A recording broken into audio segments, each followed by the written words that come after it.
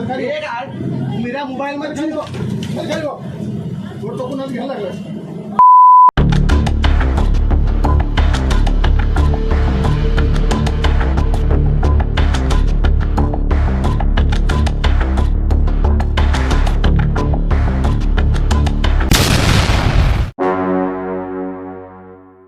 कुछ भी करना जिंदगी में, लेकिन इंडियन लोकल बसेस में कभी मत चढ़ना, वरना आपको मजा आ जाएगा। और क्यों आ जाएगा वो आगे वीडियो में मैं आपको बताने वाला हूँ। और आपको सबसे ज्यादा मजा तब आएगा जब आप मेरा चैनल सब्सक्राइब करोगे। करके देख लो जाए। दोस्तों, इंडियन लोकल बसेस में आपको तरह तरह के मनोरंजन देखने को मिलते हैं भाई। एंटरटेन होता है भाई पूरे रास्ते में। और जो भाई यहाँ पर लड़ाई होती है उसके बारे में मैं आपको नहीं बताऊंगा। आंटी कंडक्टर के साथ हमेशा 10 रुपए के लिए लड़ती ही है।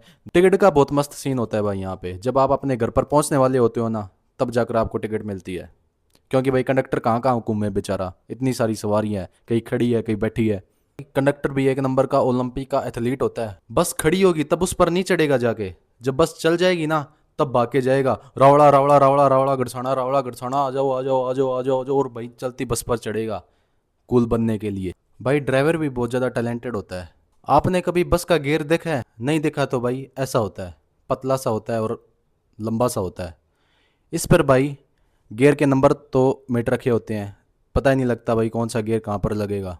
और उसकी सबसे बड़ी खासियत ये है भाई, चाहे कोई सा भी गियर लगा दो, आकर लटकेगा लास्ट में वो एक जगह पर ही अपना। फिर भी ड्राइवर को पता है गियर कैसे लगाना है। अगर गलती से गलत गियर डाल दिया तो दर्द आपको होगा। और भाई अगर ड्राइवर सीट पर बैठा बैठा आराम से गियर लगा ले तो भाई क्या बिगड़ जाएगा। लेकिन नहीं, वो तो अपने स्टाइल में गियर लगाता है। पहले क्लच दबाएगा, फिर ऐसे नागिन की तरह बंट खाएगा और फिर ऐसे करके गियर लगाएगा। जैसे क्लच तो कमर में ही लगी हुई है, पहले क्लच दबाएंगे और फिर गियर लगाएंगे। और भाई गियर लगाने के लिए अपना पंजा यूज नहीं करता, अपनी इस चीज की यूज करता है भाई। इस चीज के ये ऐसे लगा के और फिर गियर लगाएगा। और भाई बस इतनी ज्यादा खड़ खड़ खड़ खड़ खड़ खड़ करती है ना भाई, किडनियां फेफड़ों के साथ डिस्प्लेस हो जाती है। मेरी हो गई, अब मैं फेफड़ों से मूतता हूँ। और खिड़की वाली दिक्कत तो भाई मेरे साथ हर बार होती है। मैं अपनी खोलूंगा पीछे वाले की बंद हो जाएगी। और भाई बेड की तो बात ही मत करो, एमरजेंसी गेट दिया होता है, बाई चांस आग लग जाए तो कूद सकते हैं वहां से।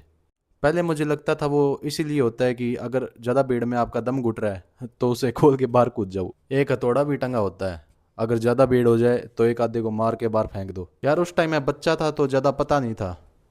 अब जो सराउंडिंग में बच्चे देखते हैं यार उसी के हिसाब से प्रेडिक्ट करते हैं, तो मैंने मेरा प्रेडिक्ट कर लिया। भाई सामान रखने के लिए ऊपर जगह दी होती है, वो स्लॉट्स लगे होते हैं भाई, फिर भी पता नहीं क्यों लोग तो सामान नीचे ही रखेंगे, कहीं चोरी ना हो जाए। बैग में 1 किलो केले ही रखे हैं, कौन चोरी करेगा उन्हें। बाकी सीट्स का पता नहीं, महिला सीट्स पर मर्द ही बैठे मिलेंगे। वेल ये तो बात हो गई बसेस की। ऑटो रिक्शा भी कम नहीं होते हैं इंडिया में। आगे वाली ड्राइवर सीट पे 5-6 जने बैठे होते हैं, पता ही नहीं चलता उनमें से ड्राइवर कौन सा है।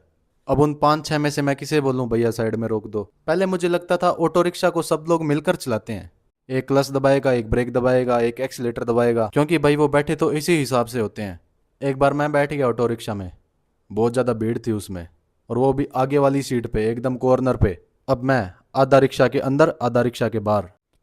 अब बारिश चालू हो गई, आधा गीला आधा सूखा। इंडियन रेलवेज भी बड़ी मज़ेदार होती है। अपने यहाँ पे मालगाड़ी तो मालगाड़ी होती है, पैसेंजर ट्रेन भी मालगाड़ी होती है, पूरा यूटिलाइज होता है ट्रेन का। मैं एक बार फ्लाइट में भी चढ़ा हुआ हूँ, मैं तो चला गया एयरपोर्ट। मेरे को लगता था एयरपोर्ट में भी बस स्टैंड वाला ही सिस्टम होता है सारा, ऐसे एरोप्लेन खड़े होंगे आराम से लाइन में, जैसे बस स्टैंड में बसेस खड़ी होती है। कंडक्टर आवाज़ मार रहा होगा, दुबई दुबई दुबई, आ जाओ आ जाओ आ जाओ, दुबई दुबई दुबई, 10 रुपए के टिकट, 10 रुपए ticket, Dubai Dubai Dubai Dubai. और टिकट भी उसमें बैठने के बाद ही मिलेगी जब दुबई आने वाला होगा।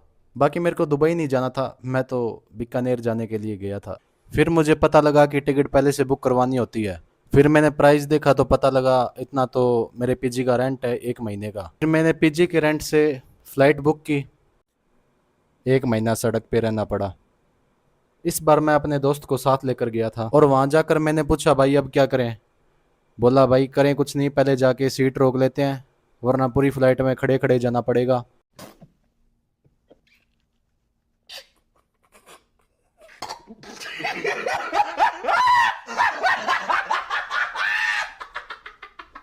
उस दिन से मेरा कोई दोस्त था ही नहीं। तो दोस्तों मिलते हैं अगली वीडियो में, मेरे चैनल को सब्सक्राइब कर देना और अगर वीडियो पसंद आई तो लाइक भी कर देना।